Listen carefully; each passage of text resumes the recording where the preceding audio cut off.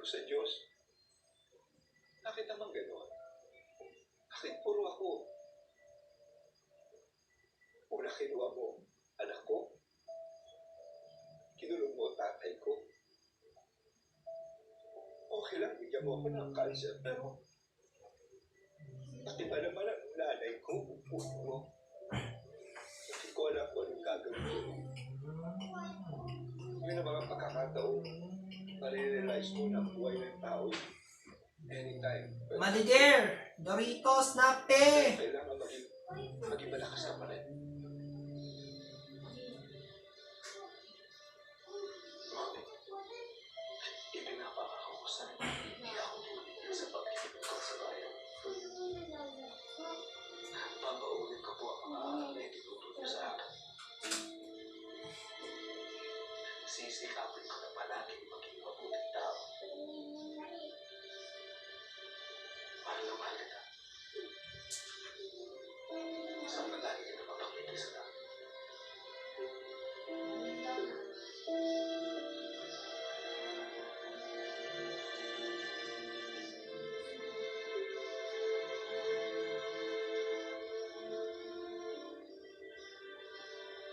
Pagkatapos nun sa nanay ko, ako'y appoint MMDH at ako'y in charge nun sa Metro Manila ng COVID.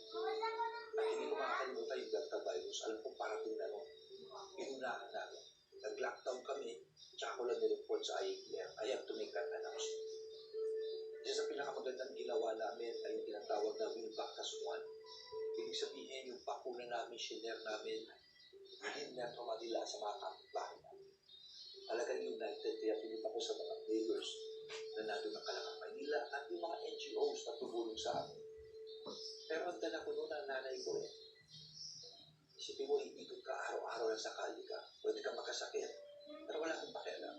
Galing na ako. Tuwing umiikot ako, nakikita ko mukha na nanay ko.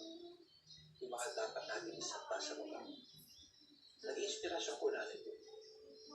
At pagkatapos ito, na-appoint naman akong DILG.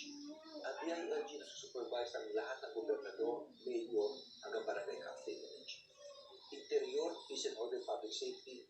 Ako nagsusupervise lahat ng police, jail, lahat ng fire, Commission on Women, Youth, Muslim Filipinos, National Police Commission, ako rin nakaupo, yung mga reklamo sa police, Local Government Academy, Public Safety College, mga gusto nila. Ang lawak. Pag-auto ko lang, after 1 month, napatay si Percy Lapi. Pinagimanda namin si Bantag. Diregulan at usap kagad kami. Justice Tribunal. After that, pinapapatay si Governor Digamo. Tinawagan mo kagad at that time ng DNDC, Secretary Galvez. At wala akong pakialam si Congressman. Wala. Pinagimanda namin si RD Teves. Pagkaraan ng ilang buwan, yung 990 kilos, kumain kita niya. Wala. Yan ang ginawa natin sa kala ng DILG. Pagkatapos ng sinabi ko, tinawagan ako from people, I have to fly back to Indonesia. Dahil makapakawalan siya. Kailangan kong kausapin ng mga general doon. At I was able to... Wag! Ang kanyang mga kasunod ko. Pagkatapos, pinakahuli si Pastor Apollo Figueroa. Hindi ko po siya kakilala, pero siya po ay may warrant of arrest. Kaya sabi ko sa kapulisyahan, kung may warrant, arrestuhin natin. No one is above the law. Alam mo, sa nangyari sa buhay ko, lahat ng klaseng pananakot, baliwala. Lahat ng klaseng paninira. Pakinggan mo rin, baka po sa ating binisisi na dapat naman talagang baguhin. Pero kung alam mong kinuputya ka lang at kita-kita mo sa mga trolls, baliwala lang sa atin. Ang dami ko ng pinagdaanan. Ano ko ba yung mamatay ang kanala? Mamatay ang magulang. Pero siya lang masasabi ko, bawat minuto ay importante. Dahil di mo masabi kung ano mangyari sa'yo bukas. Kaya mabilis akong pumilos. Bawat minuto nakapasalamat ako, nakakahinga pa ako. Kaya ang pinakapaboritong araw ko umaga, na marami pa akong pwedeng gawin. Huwag kayong matakot. At huwag kayong magpa-epekto sa mga nananakot sa iyo. No, no, wag, Kobe! Wag! Wag po! Wag po. Lahat ng kapul ng aso'y pipigilan mo bawat kami. Dito tayo. Kasi nanlungkot siya. Basta kinutuan ang puso. Yan ang dala ko noon, bata ako.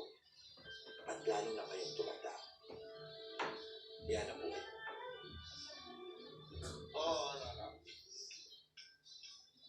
Malalaking tao na ako makalaban sa iyo. Paano kung patayin ka nila? O kami, ang pamilya mo. Daddy, I've seen life and death.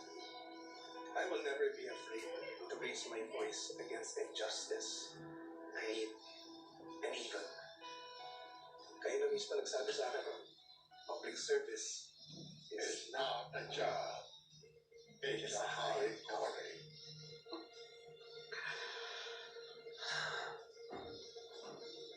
lahat ng ito ginagawa ko dahil mahal ko ang pamilya ko.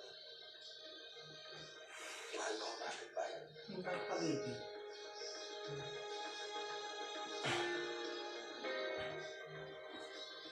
Maswerte ko at meron akong pamilya, no? Una-una ang aking may bahay, si Menchi.